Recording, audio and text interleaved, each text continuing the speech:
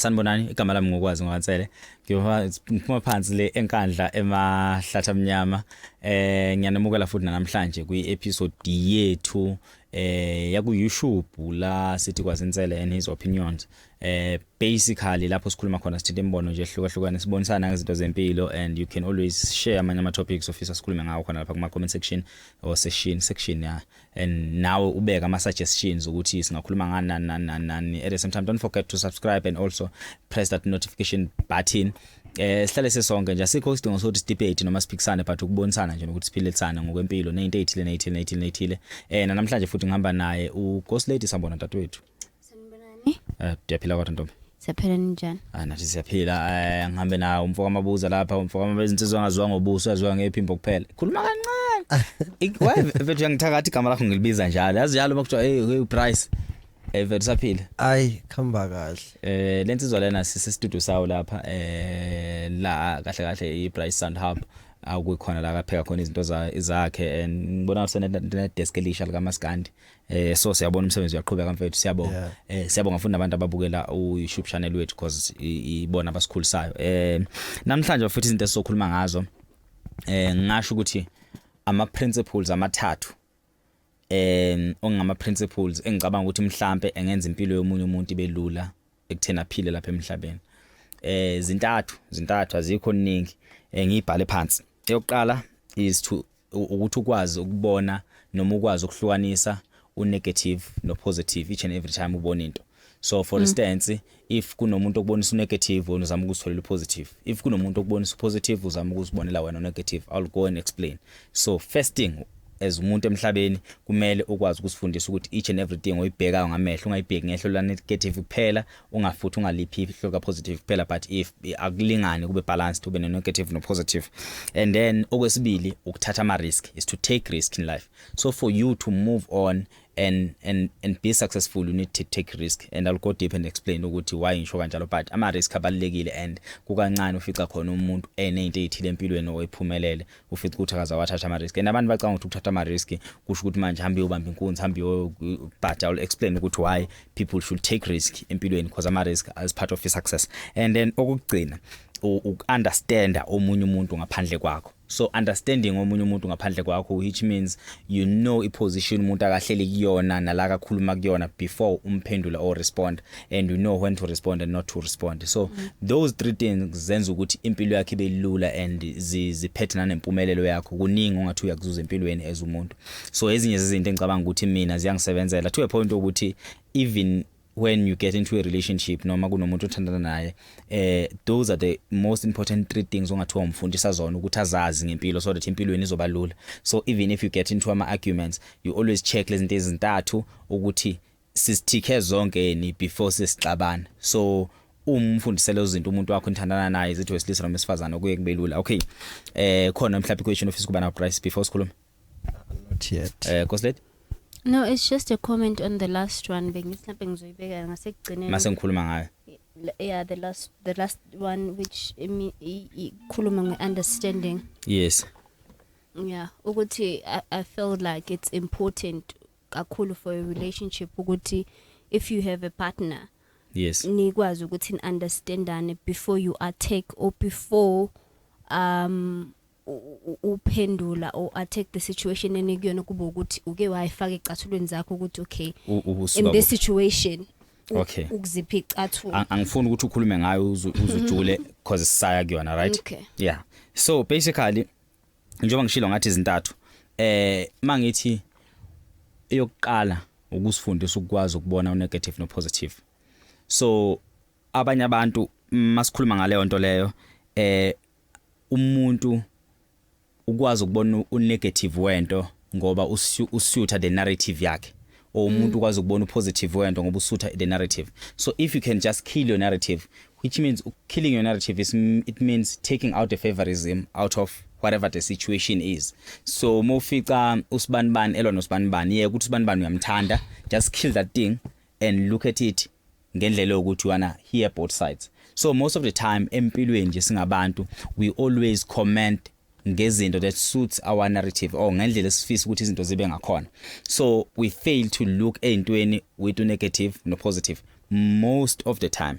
Here's the thing, ufica ukuthi kune situation ukuthi maybe there was a car accident kwashona abantu kanje and then the conclusion ukuthi udriver mhlawumbe bedakiwe udriver wemoto. So you will find most of people bekhuluma ukuthi udriver bedakiwe kunje, but as wena njengomuntu one principle yokuthi I want to know the positive and the negative, and as much as lo muntu edinga crucify, as much as umphakathi umshaya, but ubani umuntu bengasuka endlini ayobulala abantu. Sometimes you need to have that thing, as much as ubona ukuthi yakudefeata ka wena because uyabona ukuthi ama odds at lo muntu be wrong, but just try to find it in your heart ukuthi always ubheka izinto ngama side o2, u-negative no positive. So nongabe yini yenzakalile, so nongabe unkosikazi wakho uyagila uyakujolela, just try to find ukuthi why ekujolela before you even take ama decision na drastic ukuthi kwenzakaleni. So is it umngani wakho besenkingeni, just try to find positive wakhona before you dwell ku negative. So most of the time into ezishaya empilweni we dwell too much ku negative side. So ufica ukuthi even if we having a proper conversation, siyakhuluma, we debating, if we want to put it in a sense of debating, so each and every time you debating with someone who ohlezi ofuna ukukhuluma inkulumo ngoba ifavor inarrative yakhe, kuba nzima ukutheni nifike kusombululo ngoba nongabe usiyamzama ukumbonisa elinye iside la lenkulumo enikhulumayo, uhlezi yena ebambele iside lela kanalo, which is that side lela kanalo akasayimisele ngokushintsha. So if unomqondo ukuthi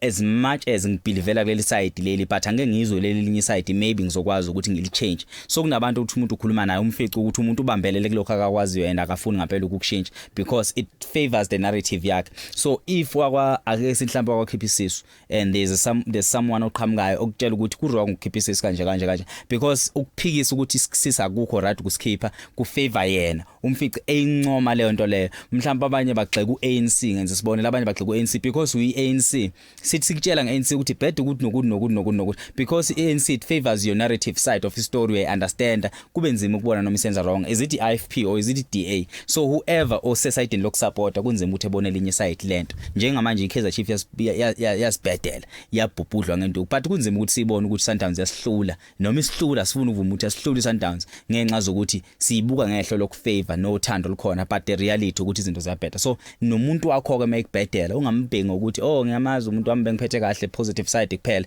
Just try and find it a balance between negative no positive. So that's the first principle empilo. Okay, the second principle is to take risk empilweni. So kunabantu that don't want to take ama risk, nongabe kunjani, people don't want to take ama risk, and ama risk ayingxenye yempilo, they very very important kuzona zonke izinto ezenza empilweni. Taking risk is part of impilo, kuyingxenye yempilo, and kufanele sisifundise ukuthatha ama risk.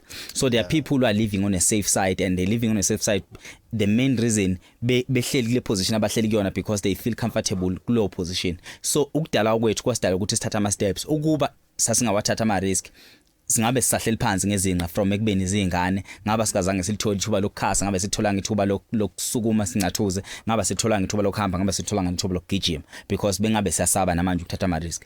So ukuthatha ama risk kwazi part of ikuzalwa kwethu nokuphila kwethu kuze kube namhlanje. So ufica ukuthi izathu abanye abantu benganamali, ngenxa zokuthi imali yakho na bekumele iqhamuke ngomkhoshosho othile, sizwile ukuthi kuno deal manje uphethe uprice udeal wakhona ka uphethe uprice abafana bakithi ngazuthi ngabantu abathintekayo lapha na kulwa deal, kodwa uphethe u1,000,000 uprice.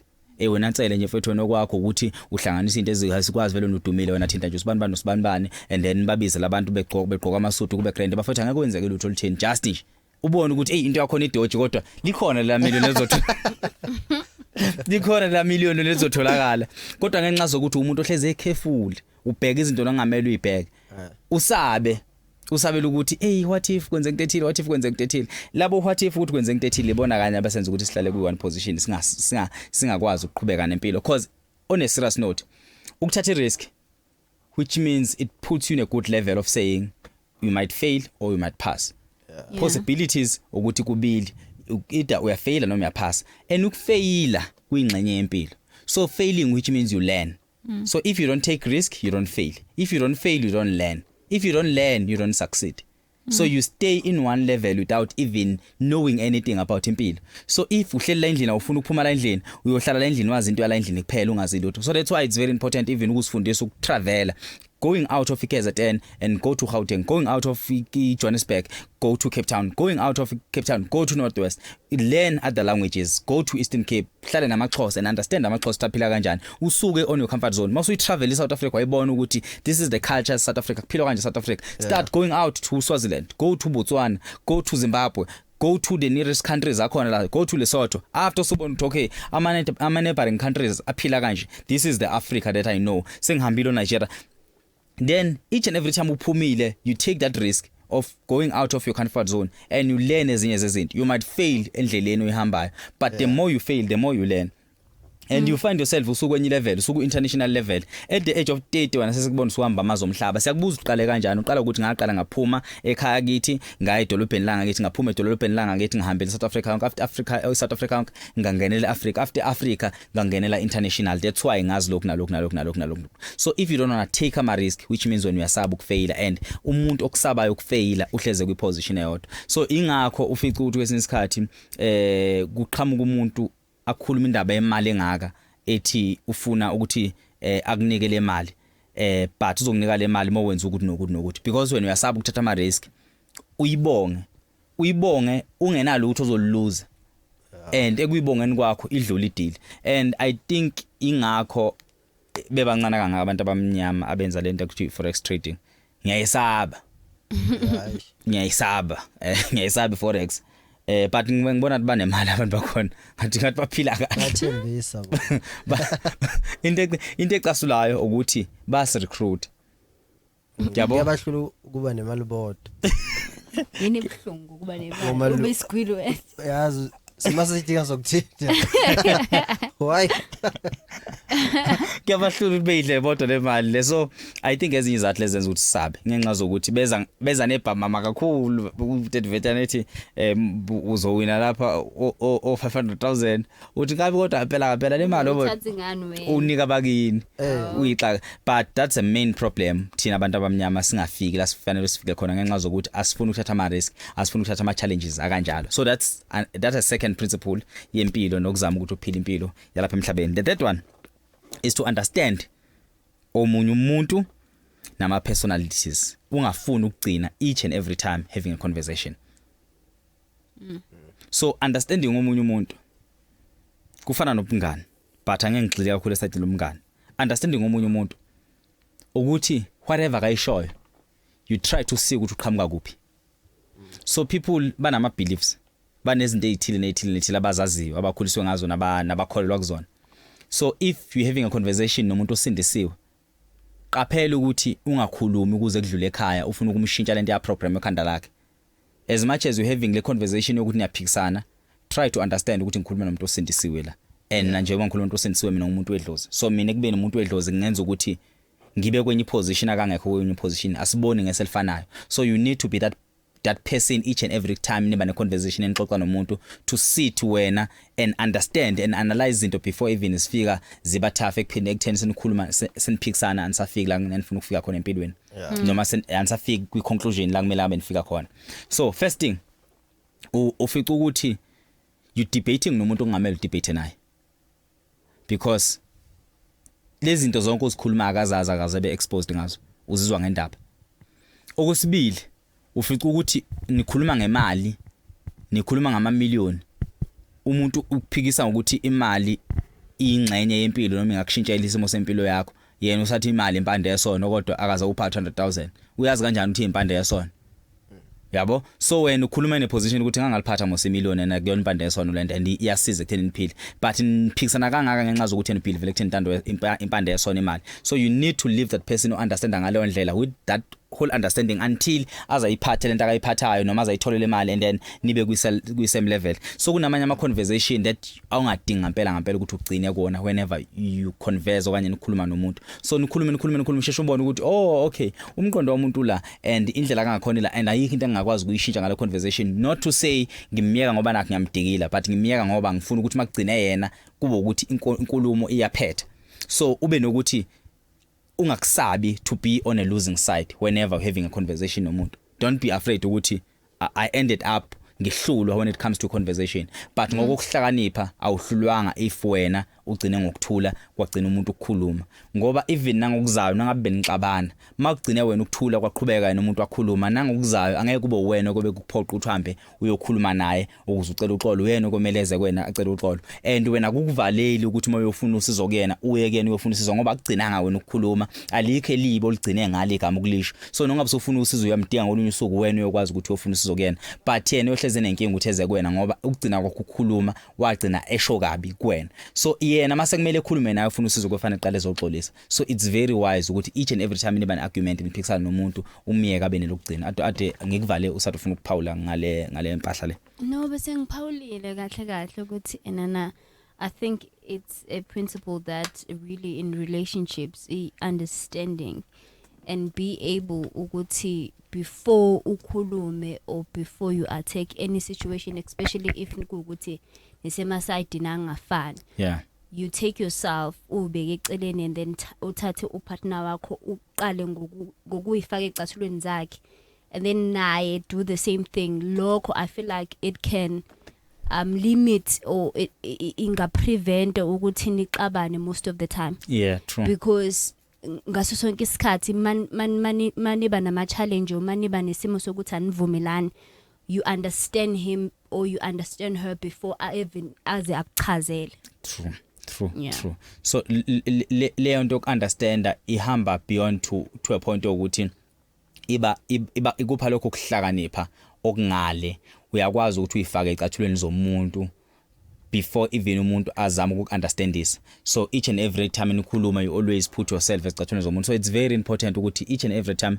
ubone umuntu ebehave ngendlela ethile try to put yourself ecathulweni zakhe so that you'll understand their position before you go deep and judge so basically that's all ama principles amathathu kuphela empilweni kumele siphile ngawo and that's it and siyabonga kakhulu sofuna sibonane futhi ngeviki elizayo qimbushelele siyabonga kakhulu danke